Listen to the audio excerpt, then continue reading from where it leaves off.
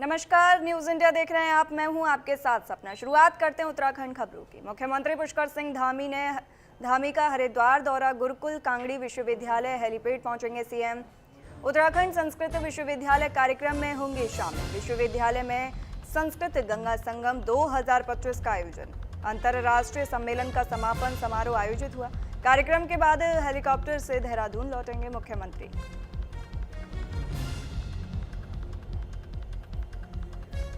बताते चले, विश्वविद्यालय में संस्कृत गंगा संगम 2025 का आयोजन होगा। इस अंतर्राष्ट्रीय सम्मेलन का समापन समारोह आयोजित किया जाएगा। मुख्यमंत्री पुष्कर सिंह धामी का ये हरिद्वार दौरा है। कार्यक्रम के बाद हेलीकॉप्टर से देहरादून मुख्यमंत्री पुष्कर सिंह धामी लौटेंगे। उत्तराखंड संस्कृत विश्वविद्यालय कार्यक्रम में शामिल होंगे।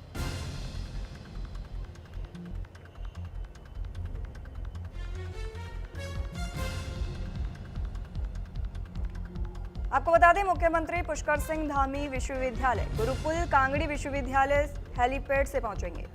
वहीं उत्तराखंड संस्कृत विश्वविद्यालय के कार्यक्रम में भी शामिल होंगे। आपको बता दें कि विश्वविद्यालय में संस्कृत गंगा संगम 2025 का आयोजन होगा और अंतर्राष्ट्रीय सम्मेलन समापन समारोह भी आयोजित किया जाएगा। कार्यक्रम के बाद हेलीकॉप्टर से देहरादून लौटेंगे। आपको बताते चले, मुख्यमंत्री पुष्कर सिंह धामी कार्यक्रम के बाद हेलीकॉप्टर से ही देहरादून लौटेंगे।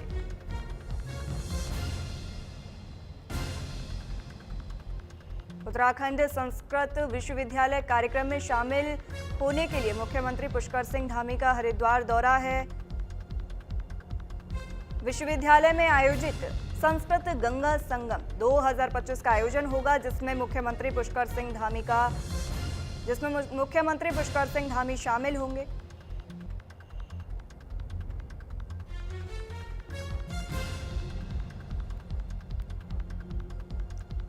गुरुकुल कांगड़ी विश्वविद्यालय, आपको बता दें, गुरुकुल कांगड़ी विश्वविद्यालय में सीएम मुख्यमंत्री पुष्कर सिंह धामी पहुंचेंगे। वहीं उत्तराखंड में संस्कृत विश्वविद्यालय कार्यक्रम में शामिल होंगे। विश्वविद्यालय में आयोजित संस्कृत गंगा संगम 2025 में शामिल होंगे।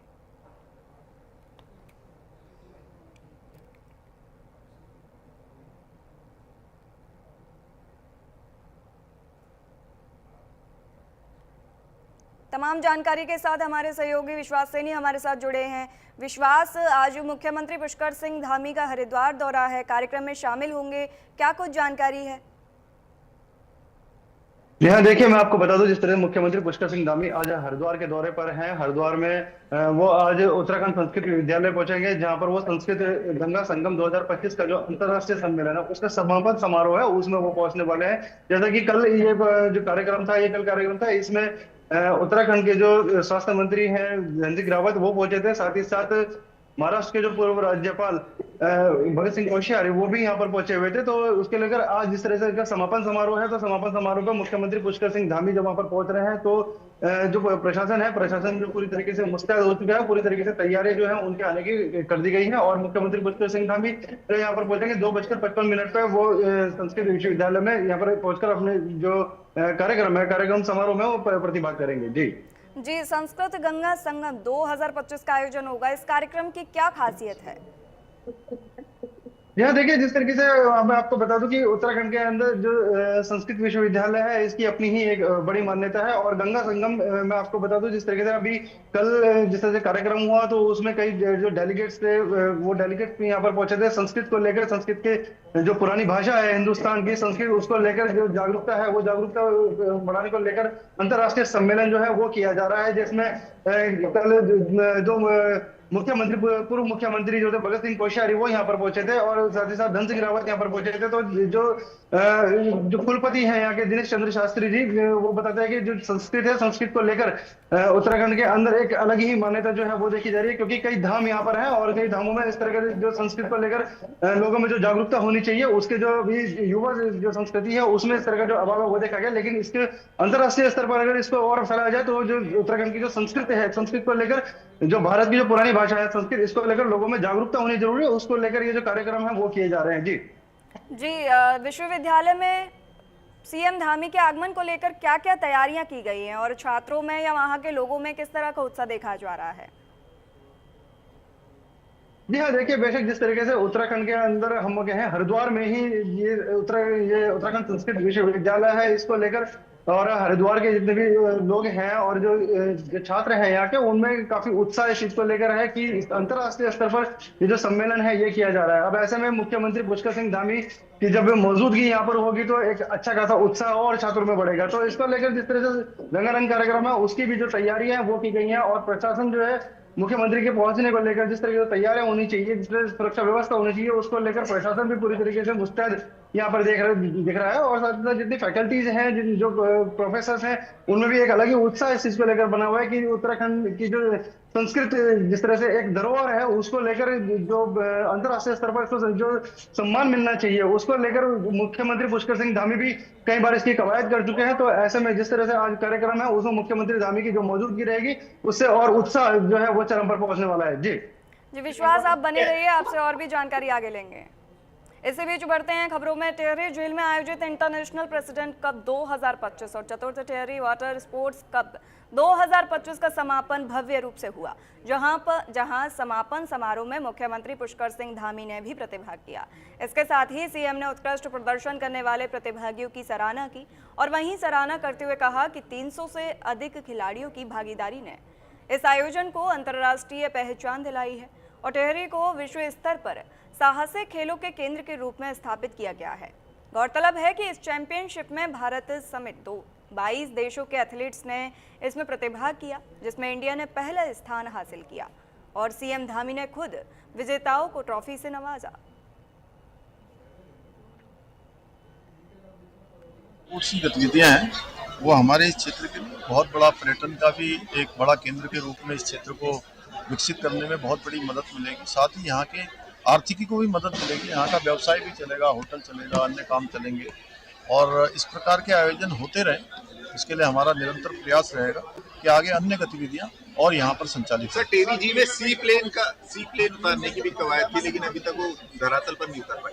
उस दिशा में हम लोग अभी प्रयास कर रहे हैं कि जल्दी से जल्दी और भी नवाचार जो भी यहाँ हो सकते हैं, यहाँ की गतिविधियों को बढ़ाने के लिए, यहाँ के रोजगार को, नौजवानों को यहाँ प्रोत्साहित करने के लिए, इन सभी कामों के लिए हम प्रयास करें। मुख्यमंत्री जी टिहरी में मेडिकल कॉलेज की घोषणा हुई थी, उस पर कार्रवाई नहीं हुई, उस पर कार्रवाई चल रही है।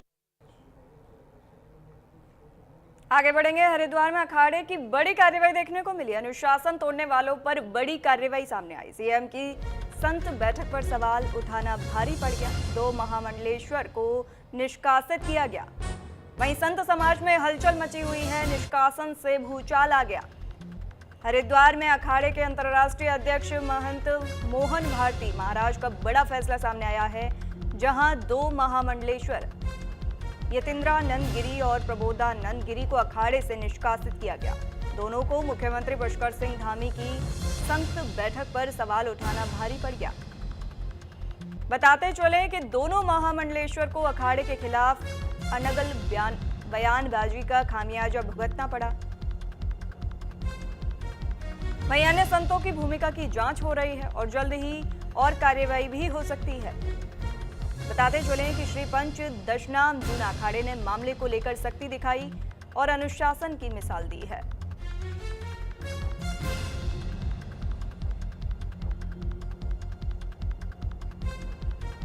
तमाम जानकारी के साथ हमारे साथ लगातार विश्वास सैनी जुड़े हुए हैं। विश्वास, बड़ी कार्रवाई की गई है दोनों संतों पर, क्या कुछ जानकारी है?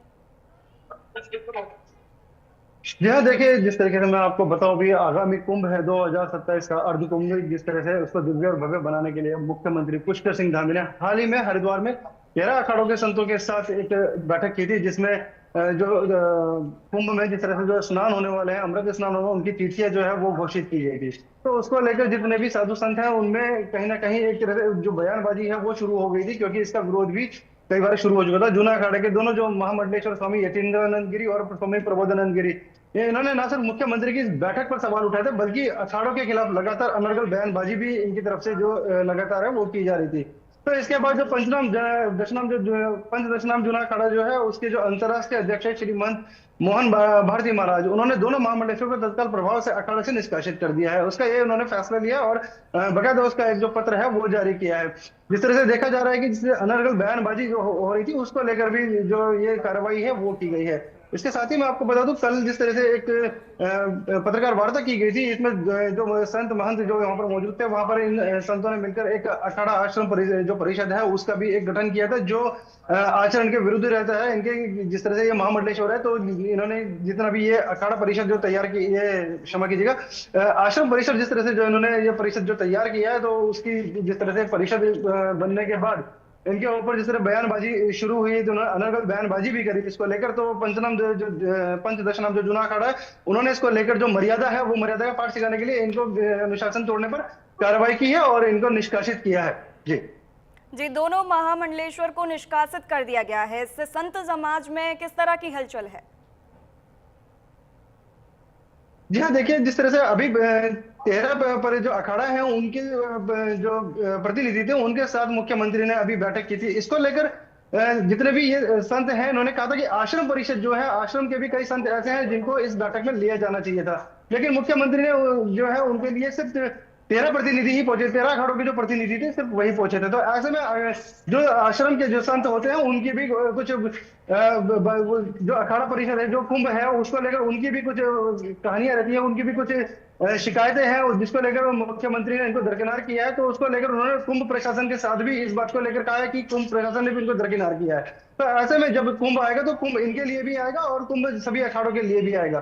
तो ऐसे में जितने भी कुंभ को लेकर जितने भी कार्य होने चाहिए या आश्रम को लेकर जितनी भी वाद विवाद होनी चाहिए, उसको भी कहीं ना कहीं जो कुंभ के लिए जो बजट आएगा या कुंभ को लेकर जो कार्रवाई होंगी उसमें भी इनको सम्मिलित किया जाना चाहिए। इनके साथ भी कोई बात जो समन्वय है वो समन्वय इनके साथ भी होना चाहिए, जिससे कि अखाड़े के जो आश्रम के जो लोग हैं, आश्रम के जो साधु संत हैं, वो भी इस कुंभ में अपनी प्रतिभागी दिखाएं। तो ऐसे में जो संत समाज है, संत समाज में कहीं ना कहीं अखाड़ा परिषद के खिलाफ भी कहीं ना कहीं वो दो फाड़ इसमें देखी गई है। और साथ ही साथ जितने भी जो संत हैं, अभी इन संतों में जिस तरह से मतभेद बने हुए हैं, उन मतभेदों को दूर करने के लिए जरूर कुंभ प्रशासन कोई ना कोई कार्रवाई करेगा। लेकिन जिस तरीके से अभी जी, बहुत शुक्रिया विश्वास तमाम जानकारी के लिए।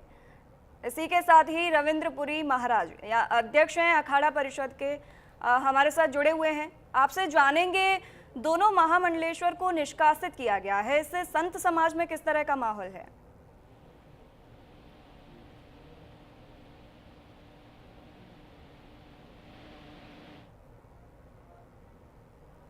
महाराज जी, आपको हमारी आवाज आ रही है?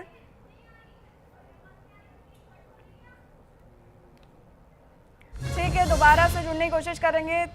हरिद्वार में अखाड़े पर बड़ी कार्रवाई हुई है, अनुशासन तोड़ने वालों पर बड़ी कार्रवाई हुई है। सीएम की संत बैठक पर सवाल उठाना भारी पड़ गया। 2 महामंडलेश्वर को निष्कासित किया गया। आपको बता दें, सीएम संत समाज में हलचल है, निष्कासन से भूचाल मचा हुआ है। सीएम की संत बैठक पर सवाल उठाना भारी पड़ गया। दोनों महामंडलेश्वर को निष्कासित किया गया है। आपको बता दें, हरिद्वार में ये अखाड़े की बड़ी कार्रवाई हुई है, अनुशासन तोड़ने वालों पर ये बड़ी कार्रवाई है। सीएम की संत बैठक पर सवाल उठाना महामंडलेश्वरों को भारी पड़ गया। आपको बता दें, दोनों महामंडलेश्वर को निष्कासित किया गया है, जिससे संत समाज में काफी हलचल देखने को मिल रही है।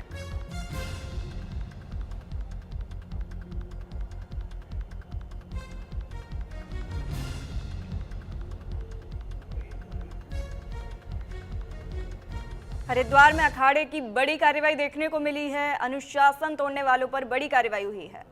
इसी के साथ ही फिर से हमारे साथ रविंद्रपुरी महाराज, अध्यक्ष अखाड़ा परिषद के। महाराज, आपसे जानेंगे, हरिद्वार में ये बड़ी कार्रवाई हुई है, 2 महामंडलेश्वर को निष्कासित कर दिया गया है, संत समाज में किस तरह की हलचल है? बहुत बहुत साधुवाद। ये हमारे 13 अखाड़ों में सबसे बड़ा अखाड़ा जूना अखाड़ा है, जो हरिद्वार में स्थित है। और आपको ज्ञात होगा, कुछ दिन पूर्व हमारी माननीय मुख्यमंत्री जी के द्वारा बैठक हुई थी और हमारे जो महामंडलेश्वर गण है उन्होंने कुछ सरकार के खिलाफ कुछ अपशब्दों का प्रयोग किया। जो हमारे कमिश्नर है उनको गाली गलौज किया, सनातन का विरोध किया, इसी पे ये कार्रवाई हुई है। जी आगे मतलब ये कहा जा रहा है कि अनुशासन की मिसाल है ये, तो किस तरह का संदेश जाता है ये लोगों में अब?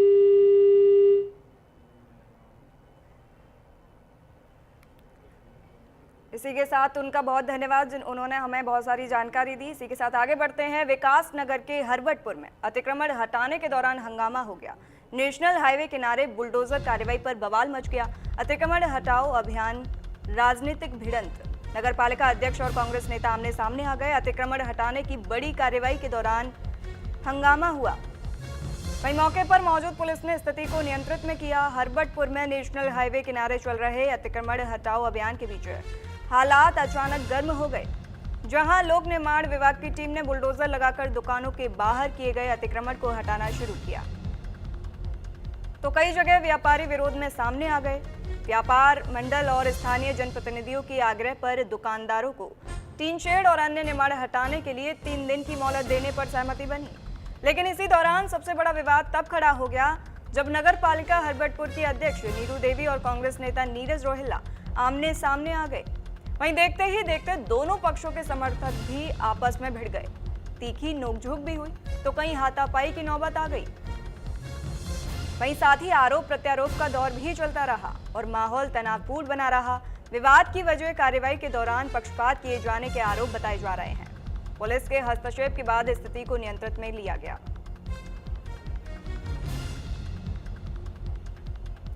में हट रही थी, उसको लेके जो है पालिका अध्यक्ष महोदय को कुछ कंफ्यूजन हुआ। उनके द्वारा ये बताया गया कि कुछ जो सूचनाएं हैं उनको नहीं पहुंची है, तो उनके बारे में उनको बैठ के बता दिया गया है। मैडम जी भी इस बारे में एग्री हैं कि जो अभियान चल रहा था, आज चूंकि फुटपाथ हटाने का था, मैडम ने कहा कि 1-2 जगह हमें थोड़ा सा 2-3 घंटे का और समय दीजिए। तो उन्होंने खुद आश्वस्त करा है कि हम शाम तक इसको हटा देंगे, स्वयं से ही हटा देंगे, हमें 2-3 घंटे का और समय दीजिए। तो हमने उनको कहा है कि आप अपने जिम्मेदारी पे इसको शाम तक हटा लीजिएगा।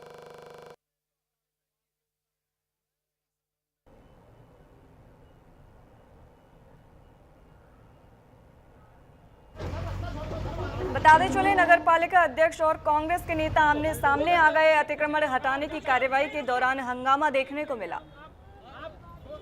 दोनों में नोकझोंक भी हुई। मौके पर पुलिस ने स्थिति को नियंत्रित भी किया। बता दें हरबटपुर में अतिक्रमण हटाने के दौरान ये हंगामा हुआ और नेशनल हाईवे किनारे बुलडोजर कार्रवाई पर यह बवाल मचा।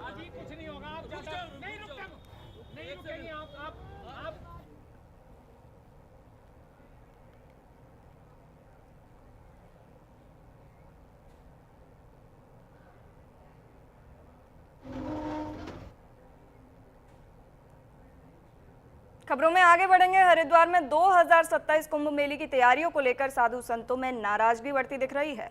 आश्रमों से जुड़े साधु संतों ने कहा कि उन्हें मेले की तैयारियों में सहभागी नहीं बनाया जा रहा है। इसी को लेकर गुरुमंडल आश्रम में बैठक हुई, जिसमें कई अखाड़ों और आश्रमों के संत शामिल हुए। बैठक में ये निर्णय लिया गया कि आने वाले दिनों में आश्रम परिषद सरकार और कुंभ मेला प्रशासन से औपचारिक बात कर अपनी मांगे सामने रखेंगी। संतों ने इस मौके पर अखिल भारतीय आश्रम परिषद के गठन की घोषणा भी की। कहा कि यह अखाड़ा परिषद की तर्ज पर कार्य करेगी और आश्रमों से जुड़े संतों की आवाज सरकार तक पहुंचाएगी। संतों ने यह भी मांग की कि 2027 कुंभ मेले की तैयारियों में उन्हें भी शामिल किया जाए, ताकि अखाड़ों के साथ साथ आश्रमों के साधु संतों को भी बराबरी की भागीदारी मिल सके। बताते चले कि मुख्यमंत्री पुष्कर सिंह धामी की संतों के साथ हुई बैठक से हरिद्वार के कई संतों में विरोध देखने को मिला।